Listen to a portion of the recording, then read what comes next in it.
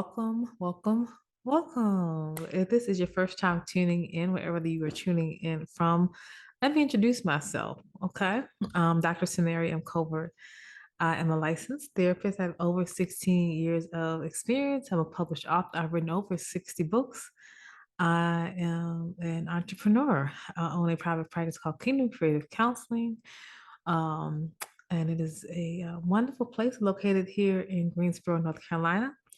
And one of the major differences is I do use faith-based principles to bring about lasting change. And welcome. um, I am so grateful for all those who tuned in, who purchased your planner, um, and welcome. So today we're going to talk about an interesting topic. I started the year off really talk about growth mindset and how do you start the year off right, and and how do you meet your goals. And so I want to stay in that momentum. I am going to go back and start talking a little bit more about some of your mental, emotional, your spiritual health as well. But today, to keep the momentum going as far as your kingdom assignment, your kingdom success, and how you become successful in different areas of your life. And we'll talk about that. So today's gonna be real simple. We're gonna talk about the pros and cons of being a full-time entrepreneur. Okay. For those who listened to the last one, I talked about my entrepreneur journey. Well, I didn't do that last time. But I talked about how I started my part-time hustle became my full-time. Last week I talked about 10 things that you need to do before you leave your employment. And I said I do not recommend that you leave your employer without a plan. Okay. I love me some Jesus and I love faith, but faith does not justify foolishness. Okay. We have to use wisdom. Now, today's is very simple. And again, it's not meant to brag, but it's really meant to encourage you. It's called pros and cons of being a full-time entrepreneur. There are some pros. There are more pros than cons, as I will say. But I just wanted to just encourage someone, particularly in the healthcare field. I mentioned this in our last session. Believe it or not, people think that you're in the healthcare field, you got a whole bunch of degrees, that you just automatically know everything. But you are really taught treatment, clinical treatment, whatever your healthcare issue is, but we're not necessarily taught entrepreneurship and how that the interchange works. And I was saying the last time that when I started my journey into entrepreneurship, other therapists were not very helpful. Some of them were very discouraging. As a matter of fact, I remember I went to a training. This is some years ago. And when I went to training, even though at that time I still worked a full-time job and a part-time, um, I remember we would introduce ourselves. And so I never really would introduce myself from the company that I worked for because I'm not trying to advertise. Listen, love y'all if you listen to this. I'm trying to be full time. So I ain't no need to be associated my name with somebody that I work for. Okay. So I will always introduce myself from my private practice, which is again Kingdom Creative Counseling. And I never forget, I was sitting in a room full of people and I introduced myself. I'm Samaria. I'm a licensed therapist and my name, my company. I'll never forget, I was sitting there and cool, just connecting with different clinicians. And one person was like, oh my God, I could never do that. I was like, huh? And another young lady, she was provisionally licensed. So before you get your full licensure in the state of North Carolina, you have to be provisionally licensed. You have to sit under clinical supervision. And she was like, oh, I always wanted to start my own private practice. And the other clinician was like, because they don't teach us, the skills of how to build your practice. And in the healthcare field, which is a lot more regulated, we're not the same as coaches, we're not the same as consultants. We are clinical and we operate under your license, and your license um, you have to go through your state board and all that. So it's a little bit more regulated. Um, and so, but then, oh no, and the provision license, like, yeah, I always thought I always wanted my own private practice. But again, your provision license, so according to my licensure, they did discourage you from starting your own private practice when you're provisional. Oftentimes, you don't even get you don't really get a lot of the benefits until you're fully licensed. And I just remember feeling like, man, and I didn't take it in a bad way, but I wanted to just encourage the one who had just gotten her provisional license. And I remember I gave her my phone number because she was hearing from someone, even at that time, even though I hadn't gone full time yet, I still didn't have these negative connotations with having my own. And so I gave her my phone number. I gave her my card. And I said, hey, if you ever need anything, if you ever, whenever you're ready to start your own private practice, just give me a call because I wanted to encourage her. And I say that to say this is not no shade against other clinicians. When you're doing something that, believe it or not, it's not as hard as people think, but it is something you have to be intentional about. Sometimes people don't want to do it, or they're scared about it, or they're fearful. They will express their fears, and it can be discouraging. So my goal is to encourage. Okay, not to brag, but to encourage. And again, as I always say, with my entrepreneur journey, I don't speak numbers because I am in the field of helping people heal.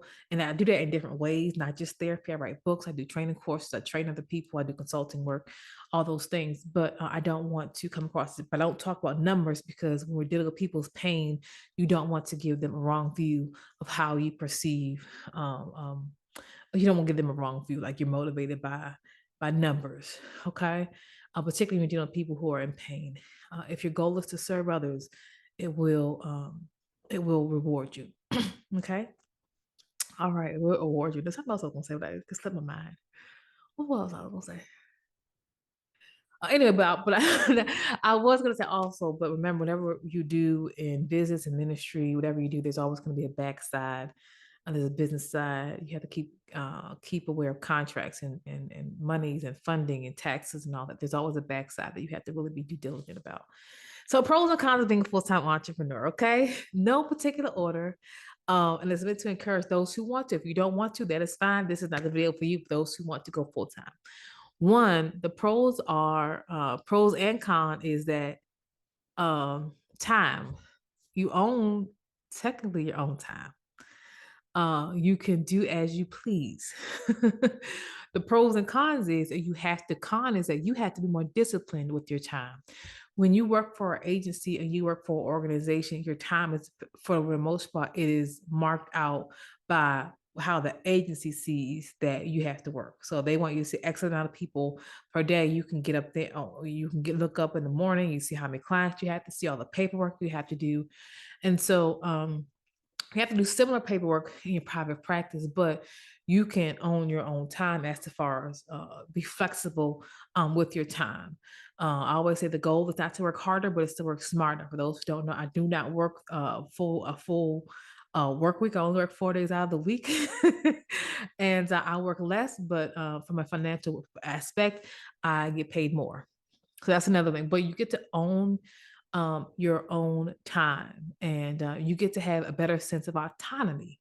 And that means your individuality. So whenever you're in a business world, you need to niche down. You can work with so many different people from so many different walks of life, but there'll be a core group of people that you are assigned to. When you're working for someone else, you don't have the same level of autonomy that you would have working for yourself. Um, so that means you kind of have to just go with the agency that you're working for, that kind of dictates. Now again, I never speak ill of the previous agency that I work for. I've had some doozies, I've had some experiences, honey, in different agencies, but for the most part, it was the people were really, really good. But there are certain things that dictated the clients that I would see. Sometimes it's because I, at that time, was a Medicare provider. I'm still a Medicare provider. But I was the only LCSW that took Medicare. So, and so I just had to see Medicare clients, whether or not they fit or not. Sometimes whoever has availability on their schedule. So a lot of times when it's like whatever that happened, you just see whoever it was. But you have better autonomy because you don't turn people away for any different reason, but you have a better autonomy to really advertise uh, who your niches are. And for those who don't know, when I started my journey into entrepreneurship, I started being a trauma therapist. That's what I was known for. And I've explained this before, but I explained it again. I was a trauma therapist. I work with kids as young as 3, all the way. I think the oldest client I had was probably in their mid 80s. This is a trauma cases. And I was okay with that. On the backside, on my free time, I would always study like leadership development, taking leadership courses. And I did that just because that's what I study on my own time. That's kind of what I do for fun. I'm that nerd that wants to study and take a course. And I'll just do that to do the most. Um, but I just naturally thought that I would retire early and I would start my own consulting business where I would go into different agencies and consult from a leadership perspective. And uh what happened was, how God did this is a God thing, is that I started my private practice, and very, very few people who had a trauma background actually came to me. Most of them, even now, I don't have a lot of trauma based clients. Most of them were in leadership, CEOs, bivocational ministers, things of that nature. And so I saw how God took these two passions that I had, and I had no idea that I would serve this community or these type of these niche down clients until I opened my private practice. And I never forget, and I know I'm going the long way, y'all. Um, I had all these different folks come out. And at first, I thought it was because I accepted private insurance, and I was like, "Oh Lord, okay." And then I remember thinking to myself, so many people are broken trying to lead. I actually wrote a whole book on it, a series of books that had training courses related broken trying to lead. And I never forget kind of having this aha moment, like, oh, this is why these people are showing up at my office. These are my next demographic. So I say we have better autonomy as far as you can kind of change and evolve. Sometimes you can get stuck in how people view you when you work for someone else, and you get stuck in that mode. When I first started off many moons ago, I've always been a very quiet person. I've always been a shy person, and so sometimes people, if you don't come across as confident, or if you're kind of shy, you get stuck in this place and people see you the way in which you presented years ago. They don't see the change that's happened. And you have to kind of make yourself a little bit more known. I wasn't interested in that. So now I can provide supervision. Um, I can again train other people, and I can niche down because again, I'm not really identifying as of right now. I've transitioned to a different demographic. I'm not necessarily a trauma-based therapist anymore. I still see some clients that are trauma-based, but most majority of the people that I see are in some type of leadership or have a leadership call. I'm also able to have better autonomy to incorporate my faith believers and things like that into my private practice now, where I was not able to do that as much then. And that's okay. So I say all that to say, to give you an example, better autonomy, individuality. You can grow and not stay stuck in a specific place, in a specific space, because you have to, when you're working for age, you got to kind of go along what they expect of you as much. Um, yeah. So along with autonomy, there are better chances to growing. You know, you have more chances really to grow because you can evolve in a different kind of way, and then seek out your own trainings and your own mentorship and your own people that are in line with what you are right now. The person Samaria was 5 years ago. It's not the person Samaria is now. The person that started off many moons ago in my early 20s is not the same person that I am in my 40s, but I've had more opportunities to grow because I am the captain of this ship. And you get what I'm saying, darling. Okay, let's keep it going. Another point of better pros and cons. And now let me address this. I think for me, again, I do have a growth mindset. So I always look at personal, professional, mental health, emotional, spiritual health. How can I continue to grow? And now having more freedom of my time, it helps me to begin to continue to work on my growth, my own healing. It gives me more time to be able to do that, be flexible with that. Um, better self care. That's another pro. Better self care. If you can imagine, I've been very transparent. Not skinny mini hinty. I'm working on it, though. I'm working on it. Because for previous years, for many, many moons, I was always working. Okay. Always working. I was that girl. So from 8 to 5, I was working at my private my agency from 5 to 8, 9. Sometimes later than that, I was working in my private practice, and then I messed around and became a PhD student. So I'm not even including all these books I've written. I wrote that one out, the courses that I've written, and so I didn't really always take care of myself as the best as I should. And so now being a full-time entrepreneur, again, I still work hard, but it's not about working harder again. It is about working smarter. And so I'm ever able to take care of my self-care. I love to work out. You know, you can't tell it, but I'm working on it, y'all. I'm working on it, okay? I can take better care of my time. I'm not a cook, but I can eat healthier meals. I'm not always just like stop by something, grabbing something, keep moving because I've got to, I can have better self-care. I can rest a little more. Believe it or not, and I heard this term, go with me here, it's gonna sound crazy, but as I was bringing into the new year, I rested a lot. And I kept hearing the Lord say, rest in peace, rest in peace. Now, most of us think rest in peace, we think somebody dead. Nope, not over here. Not over here, darling. We not resting nobody's peace. Not as dead, but it was saying that it's okay to rest and be in peace. Oftentimes when you go through things, you're going through life stressors and things, and you got to keep going, you got going. Rest is a part of that equation to help you to heal. Now, rest is not always me sleeping. I'm not a long sleeper. I get, I'm not a long sleeper, but you can rest a little bit more and take better care of yourself and have more peace because I'm not constantly and not constantly going. Again, the pro, going back to what I said, is self-discipline. You cannot, you can't be lazy. Having your own business does not mean being lazy. It just, you have to be more self-discipline versus someone where your time is very strategic and what you have to do with it and all that kind of stuff. So this is why I'm still very organized.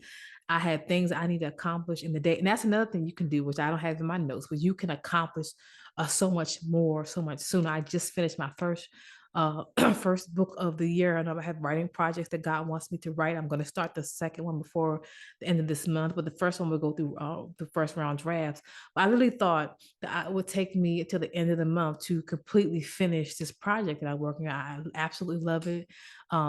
It's another book that I have completed. I thought it would take me to the end, at least the end of the month. I'm a very quick writer, but I write solid.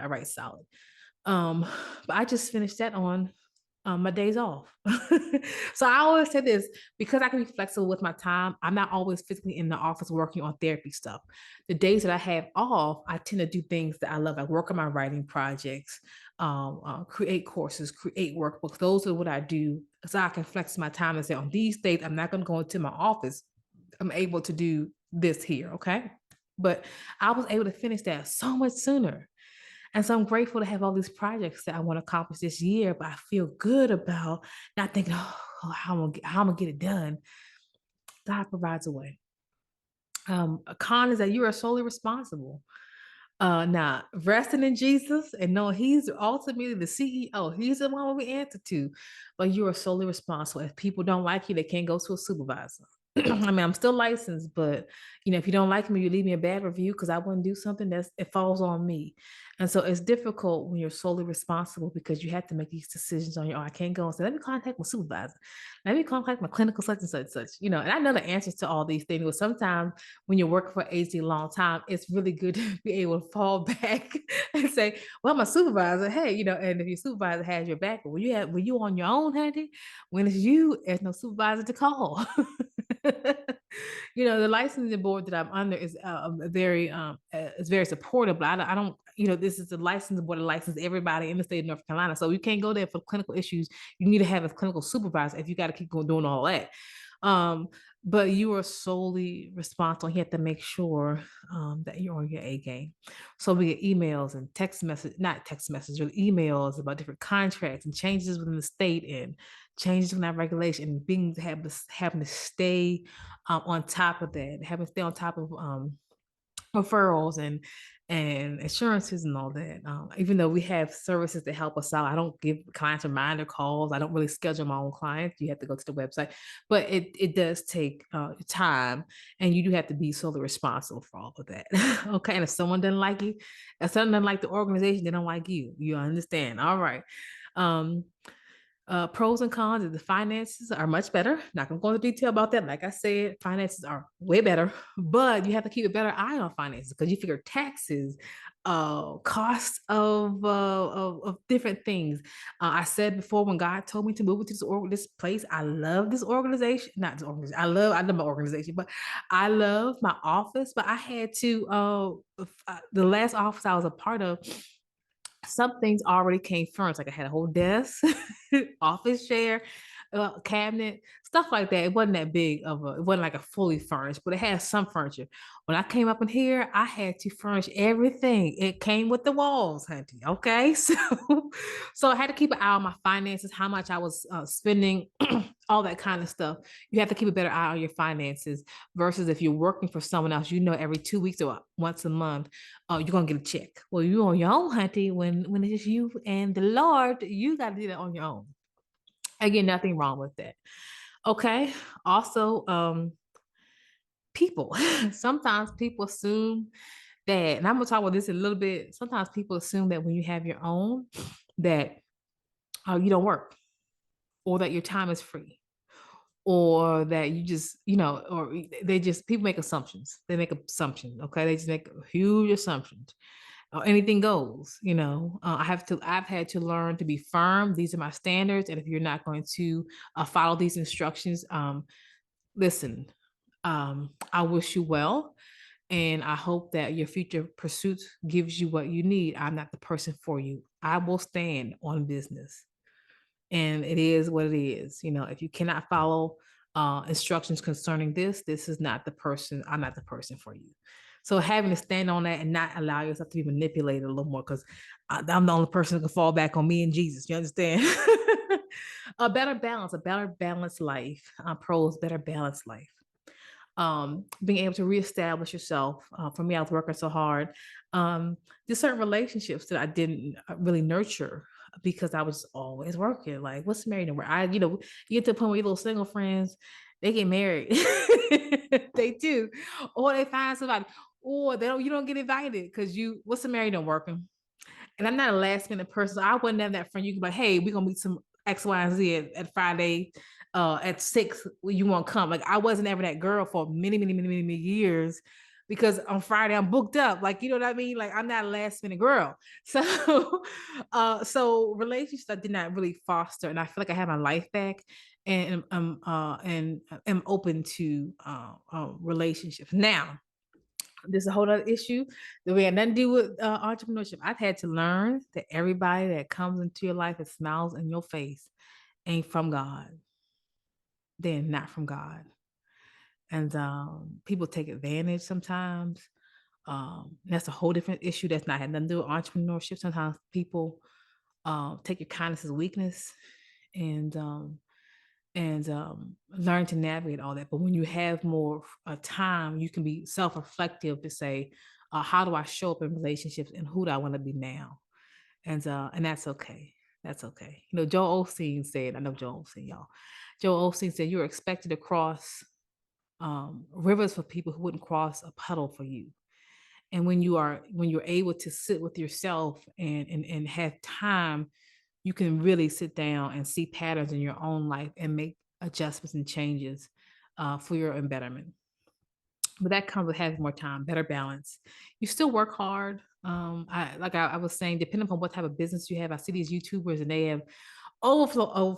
So there's different levels of prosperity as it relates to your own kingdom assignment. There's barely enough, there's just enough, and there's more than enough. And so sometimes when you say you're a full-time entrepreneur, people think wealthy. I'm on my way now. I'm on my way. But and so sometimes you still have to work hard, but there is, I was saying last, I don't look at these YouTubers again. I'm not judging. That's just not my story. I can't go in and ball out like I want to. I always have to keep track of my finances and my budgets and all those things. But you do still work hard, depending upon what type of business that you have, and you do get to a place where your residuals pay. Your things pay. I'm not there as much now. Okay, I'm working on that one, but as of right now, thank you. I'm a full-time entrepreneur, so that's all right. Full transparent. I don't want to overhype myself up. Okay.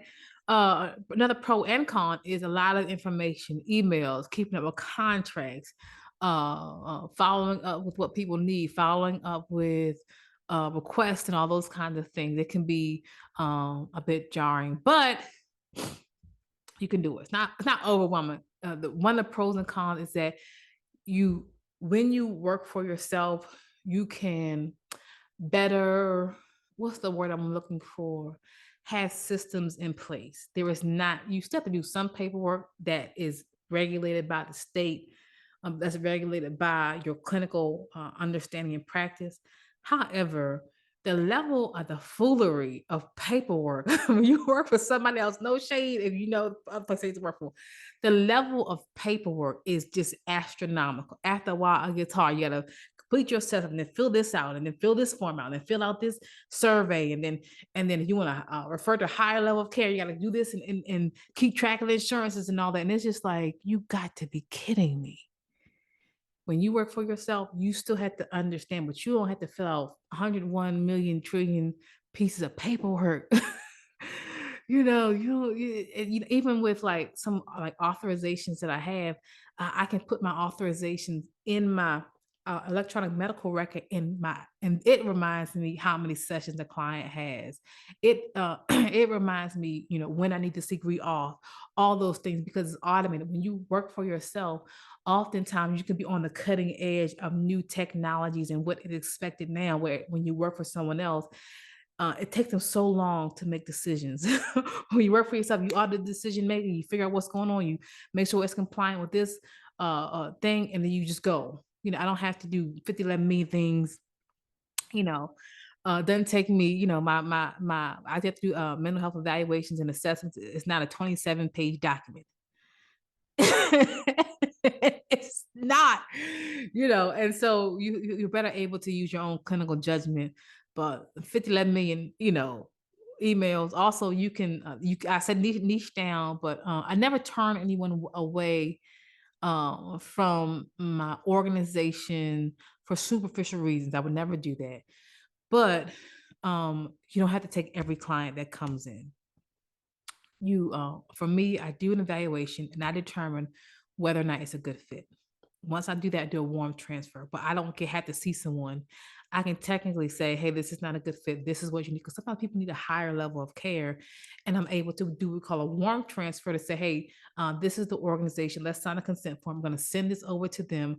Let me get you in contact with them, because what you need, I cannot offer. And that is okay, to be able to kind of not feel like you have to take someone that is just not a good fit for.